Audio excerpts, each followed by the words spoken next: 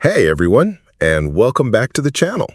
Today I want to talk about something profoundly simple, yet incredibly complex. The journey of becoming. Not just someone in the superficial sense, but someone truly better. Someone profoundly wiser. Someone genuinely more loving. It's a pursuit that I believe is at the very core of what it means to live a meaningful human life. It's a journey beautifully encapsulated by the words of one of the most insightful and profound thinkers of our time, Dr. Cornel West. He once said, and these words have truly resonated with me, echoing in my mind and heart, "I have tried to be a man of letters in love with ideas in order to be a wiser and more loving person." Just sit with that for a moment. Allow those words to wash over you, to settle in your consciousness. A man of letters in love with ideas.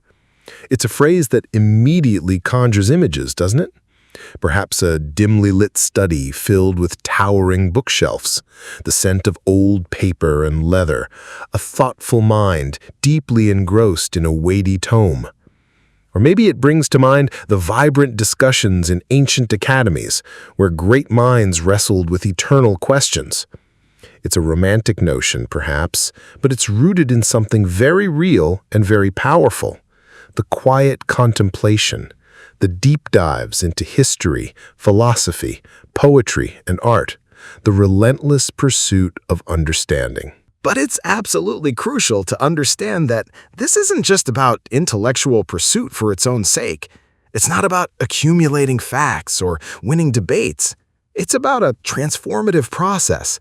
It's about leveraging the immense power of ideas, the accumulated wisdom of the ages, to fundamentally change who we are at our core, to reshape our character, our perspective, our very being.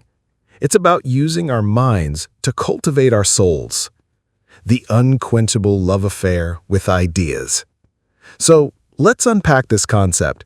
What does it truly mean to be in love with ideas? It is unequivocally far more than just acquiring information. In our current epoch, we are deluged by information. It's abundant, often overwhelming, and ceaselessly flowing. A quick tap on a screen or a voice command can instantly furnish you with facts on almost anything, from the deepest reaches of space to the most microscopic organisms. But ideas, my friends, are fundamentally different. They are the scaffolding upon which understanding is built. They are frameworks, paradigms, perspectives, profound ways of understanding the intricate tapestry of the world and our often perplexing place within it. To be in love with ideas means approaching them with an insatiable curiosity, with profound humility, and with a genuine heartfelt desire to allow them to shape you, to mold you, to expand your intellectual and emotional horizons. It means engaging with texts, lectures, and conversations not merely to consume information, but to engage with it on a profound level. It means listening, not just passively to hear sounds, but actively to comprehend meaning, subtext, and nuance. It means courageously wrestling with concepts that actively challenge your most cherished, preconceived notions, that deliberately push you outside your comfortable intellectual boundaries, forcing you to reconsider what you thought you knew. Think about it. Have you ever had that experience?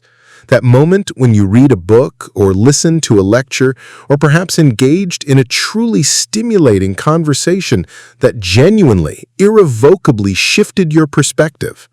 Not just added a new fact to your mental database, but fundamentally changed the way you see a particular issue, a group of people, or even yourself. That, precisely, is the transformative power of being in love with ideas. It's an active, passionate, and sometimes arduous engagement with the vast, sprawling, and awe-inspiring tapestry of human thought that has unfolded across millennia. It's about recognizing with a sense of wonder and gratitude that every single great thinker, Every profound artist, every revolutionary scientist, every spiritual leader has, in essence, left us a trail of intellectual breadcrumbs, their ideas, carefully laid out to help us navigate the bewildering complexities of existence. And our profound task, should we choose to accept this immense privilege and responsibility, is to diligently pick up those breadcrumbs, to meticulously examine them from every angle, to critically assess their validity, and most importantly, to thoughtfully integrate them into our own ever-evolving understanding of the world. It's an act of intellectual heritage, an ongoing creation. Beyond information, the winding path to wisdom. Dr. West, with remarkable clarity, explicitly states his ultimate goal in this pursuit, in order to be a wiser and more loving person. This distinction, this specific articulation of purpose, is absolutely crucial. This isn't about becoming an aloof, detached academic, cloistered in an ivory tower, completely removed from the vibrant pulse of the real world and its pressing concerns. No, quite the opposite. It's about purposefully using intellectual pursuit as a potent tool for profound personal and ethical growth. It's about leveraging the power of the mind to cultivate a deeper sense of humanity. So, what truly constitutes wisdom? It's a question philosophers have grappled with for millennia. It is, unequivocally, not merely knowledge. Knowledge is knowing a lot of discrete facts and figures. You can have encyclopedic knowledge and still be utterly devoid of wisdom. Wisdom, on the other hand, is knowing what's truly important. It's the rare and invaluable ability to apply knowledge with acute discernment, with profound empathy, and with far-reaching foresight. It's the capacity to understand the myriad nuances of human experience, to grasp the intricate interconnectedness of all things, and to anticipate the often unforeseen long-term consequences of individual and collective actions. Consider this. You could painstakingly memorize every single date in human history, every intricate scientific formula, every foundational philosophical text, and still, ironically, not be truly wise. Wisdom, you see, blossoms from the synthesis of disparate information, the deep and often painful reflection on lived experience, and the profound courage to act in unwavering alignment with your deepest, most cherished values. It's about translating understanding into meaningful action. Being a man of letters, or equally a woman of letters in this profound context, isn't merely about accumulating academic titles or prestigious accolades. It's about the active cultivation of a mind that possesses the astonishing capacity to see beyond the immediate and often superficial, that can comprehend and embrace complexity rather than shying away from it, and that can bravely grapple with ambiguity without succumbing to despair or dogmatism. It's about learning to meticulously craft and ask better, more incisive questions, rather than simply settling for facile, quick answers. It's about the journey of inquiry itself, more than the destination of definitive conclusions. And how precisely do ideas contribute to the development of this profound wisdom? They do so by continually exposing us to a vast spectrum of diverse viewpoints, by relentlessly challenging our inherent biases and cognitive blind spots, and by providing us with robust intellectual frameworks to make coherent sense of what can often appear to be a chaotic and irrational world. When you immerse yourself in a profound work of philosophy, you're not merely learning about someone else's thoughts. You are, in essence, being extended a direct invitation to think alongside them, to rigorously test your own assumptions, and thereby to refine your own intellectual tools and expand your own intellectual horizons. The loving person. Ideas as pathways to empathy. Now, this second, equally crucial part of Dr. West's powerful statement, and more loving person, might, at first glance, seem less directly connected to the concept of being in love with ideas. One might wonder, how does the abstract world of thought directly cultivate the concrete act of love? But I believe with every fiber of my being that it is actually the most profound and vital link in his entire assertion. It reveals the ultimate ethical purpose of intellectual endeavor. So, how exactly does engaging deeply with ideas make us more loving? Because it directly cultivates, nurtures, and expands our capacity for empathy.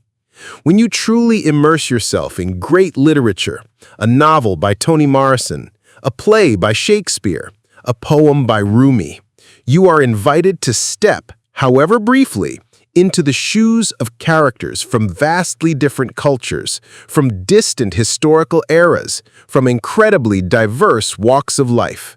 You vicariously experience their incandescent joys, their profound sorrows, their agonizing struggles, and their unexpected triumphs. This imaginative and intellectual exercise profoundly expands your inherent capacity for understanding and, consequently, for compassion. It teaches you to see the world through another's eyes.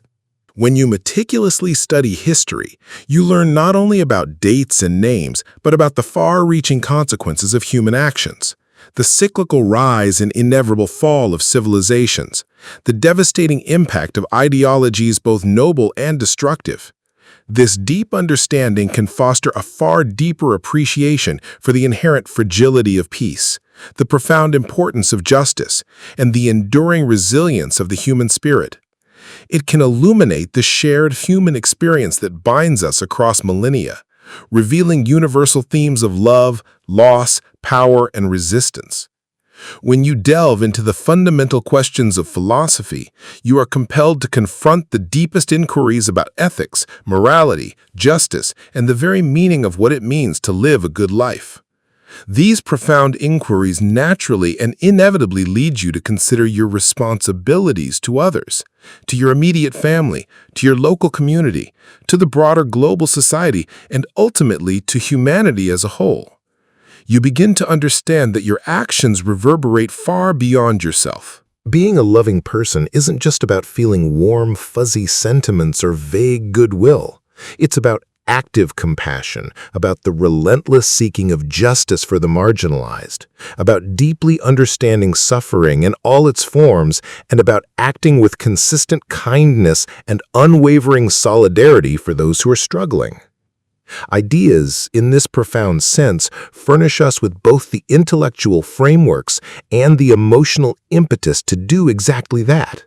They help us to truly see the inherent dignity in every human being, to recognize our undeniable shared humanity despite our differences, and to feel a deeper, more visceral connection to the struggles and triumphs of others, near and far. It becomes incredibly difficult, if not impossible, to truly hate or completely dismiss someone whose story you genuinely understand, whose ideas you've taken the time to engage with, whose fundamental humanity has been revealed to you through the illuminating lens of deep thought and profound reflection. Ideas, when approached with an open mind and heart, can truly be magnificent bridges, spanning divides, connecting us to one another in profound ways, and thereby fostering a more empathetic, understanding, and ultimately more loving world. A daily practice. Cultivating a life of ideas. So, given all this, how do we practically apply this wisdom in our daily lives? In our relentlessly fast-paced, often superficial, and perpetually distracted world, how do we intentionally cultivate this love of ideas in order to systematically become wiser and more loving individuals? Let me be clear. This isn't about quitting your current job and suddenly becoming a full-time secluded philosopher. That's simply not feasible for most of us. Instead, it's about intentionality. It's about consciously integrating these principles into the fabric of your everyday existence, however small the steps may seem at first. Here are some concrete ways to begin this transformative journey. Read widely and deeply. This is foundational. Don't just stick to the genres or authors you already know and feel comfortable with. Actively and deliberately explore different genres, from science fiction to historical nonfiction, from classical poetry to modern essays. Pick up that classic you've always meant to read but felt intimidated by. Dive headfirst into a historical period or a scientific concept you know absolutely nothing about.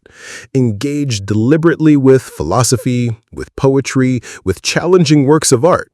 And, crucially, when you read, don't just skim for keywords or plot points.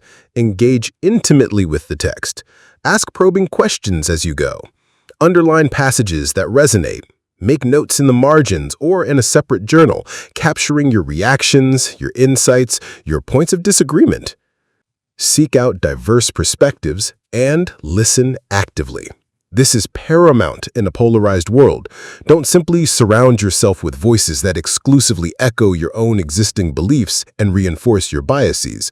Actively, even deliberately, seek out people, articles, podcasts, documentaries, and even entire communities that articulate viewpoints fundamentally different from yours. This doesn't, let me emphasize, mean you have to agree with everything you encounter. Far from it, but it absolutely means you're willing to genuinely understand why others think and feel differently. Intellectual humility is the absolute cornerstone here. The recognition that your own perspective, however well-informed, is just one among many, and often incomplete. Engage in meaningful conversation. The best ideas are often forged in the crucible of dialogue. Talk about complex ideas with trusted friends, family members, colleagues, or even within thoughtfully moderated online communities. Don't just debate to win, debate respectfully to understand. Practice the art of active listening, not just waiting for your turn to speak. The very act of articulating your thoughts clearly and listening intently to others can profoundly sharpen your own understanding, reveal hidden assumptions, and expose you to entirely new insights you might never have discovered on your own. Reflect and connect. The power of journaling. Don't merely consume information passively, one article or video after another. Carve out dedicated time, even if just 5 or 10 minutes a day, to reflect on what you're learning. How does this new information or idea connect to your own life experiences? How does it challenge or change your existing perspective? How can you practically apply these insights to become a better person, to make better decisions, or to act with greater integrity? Journaling can be an incredibly powerful and transformative tool here, allowing you to process thoughts, track your intellectual growth, and solidify new understandings. Embrace discomfort and uncertainty. True growth, much like physical training, often happens outside our comfort zones. Some ideas you encounter will be challenging, unsettling, even deeply uncomfortable. They might contradict long-held beliefs or force you to confront uncomfortable truths about the world or yourself. Don't shy away from them. Don't retreat into intellectual echo chambers. These are often the very ideas, the very moments of discomfort that lead to the most profound and lasting personal transformation. It's in the wrestling with complexity that true understanding is born. This isn't a frenetic race to acquire the maximum number of facts or to tick off a list of must-read books. It's a lifelong, organic process of growth, a continuous unfolding of understanding, like a blooming flower opening its petals to the sun.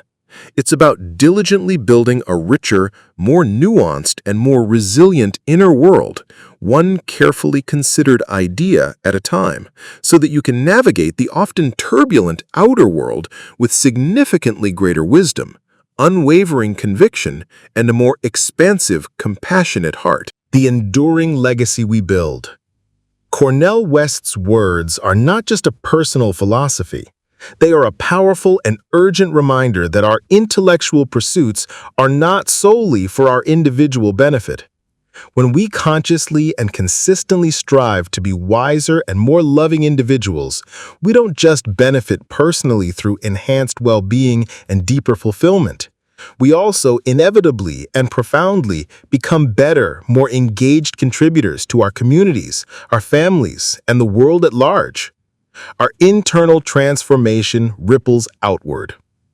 Imagine, if you will, a world where more people are genuinely driven by an authentic, unadulterated love of ideas, not for the fleeting gains of power or the hollow pursuit of prestige, but for the higher, more noble sake of becoming more humane, more empathetic, more just. A world where empathy is meticulously cultivated through deep understanding, where wisdom reliably guides our collective actions, and where compassion is the bedrock of our societal structures. That, my friends, is the world we can actively help build. One thoughtful inquiry, one deeply compassionate act, one profoundly engaged idea at a time. It begins with each of us.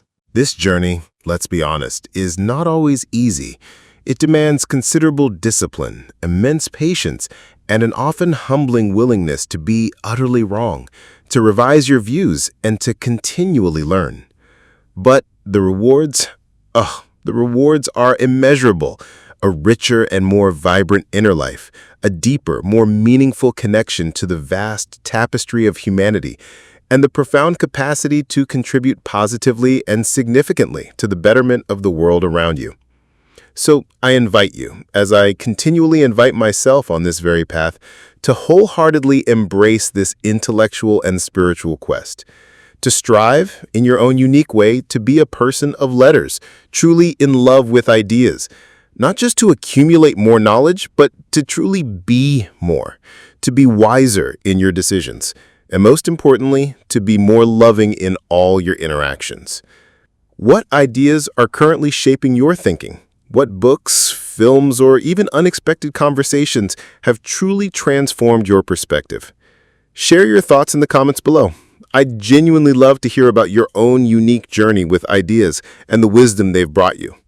If you found this video inspiring or thought-provoking, please consider giving it a thumbs up, subscribing for more discussions like this, and hitting that notification bell so you don't miss future videos. Thank you so much for watching, for your time, and for being part of this community. I'll see you next time.